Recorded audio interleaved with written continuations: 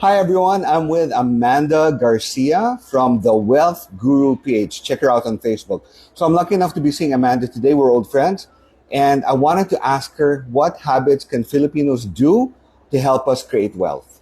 Yeah, you have to make a habit of saving and be consistent about it. So when you do that, your savings get compounded.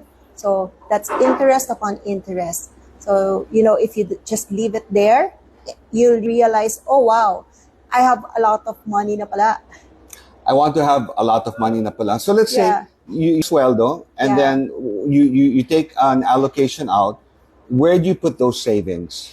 Okay. So the first thing talaga, you prioritize saving for your emergency fund. And this emergency fund should have about 3 to 6 months worth of your salary just for, anything that could happen. And then beyond that, you start investing. So you invest in things like mutual funds, UITF, because, if you're not used to doing a stock exchange or you're not used to transacting there, with mutual funds or UITF, it's easy. You have your fund manager to attend to little nitty-gritties about investments. Okay. But someone like me, I don't know how to invest. I don't know the first thing about investing, let's say.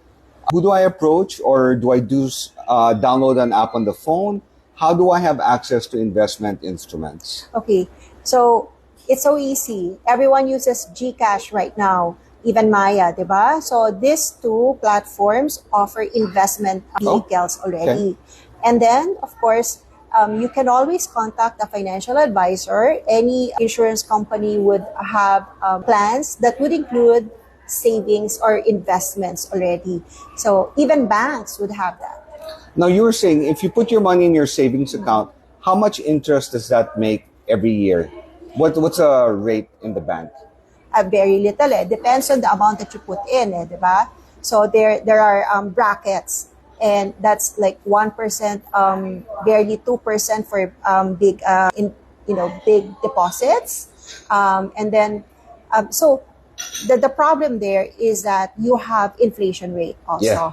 And if you want to get real rich, you want to take note of inflation, because the investment vehicle should offer you interest rates that are bigger than the inflation rate.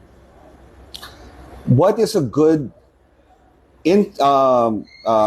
interest that a person should target, which is a bit conservative, but still someone would be happy with? What's a good annual interest rate that we should strive for? Actually, there are bonds that are available. Why did I mention bonds? Because if you're conservative, meaning to say you're just starting out, syempre, you want to make sure that your investment will earn. So anywhere from like 5 to 7 or even 8% would be good already. Wow. That's already big, actually. Now, if you want to be a little more aggressive, you can invest in global mutual funds. Okay. Yeah. And the returns are really good, really very encouraging, anywhere from 10 to 20%, depending on, the performance of the stocks that are included in the fund.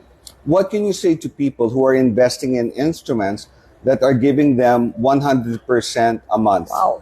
Wow. Is there such a thing, 100%? Well, that's why. I don't know. a So if month? someone's offering 100% a month, what will you tell them?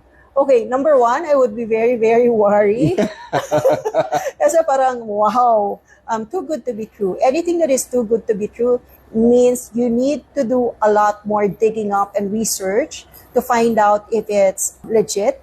When we say legit, is it a registered business in the first place in the Philippines? And then number two, you don't just go for anything that would offer you big interest rates. You need to be able to understand how your money gets earnings. So if you don't understand it, don't invest. Right. And one of the red flags is when people put up buzzwords, that the latest buzzwords, which really doesn't mean anything. You have to look at the fundamentals of how it's making money. Yes. Now, last, what is your number one advice to Gen Z, the youth of today, for starting to build their wealth fund? Okay, first, ang hirap Number one advice. Number one advice. Well, one, I would say get someone to mentor you. Yeah, that's good. Yeah, That's good. you need to learn. So hindi pwedeng you're just gonna read up on anything. It's good to read up on something, but also to get wisdom from those who have gone before you, who have invested ahead of you.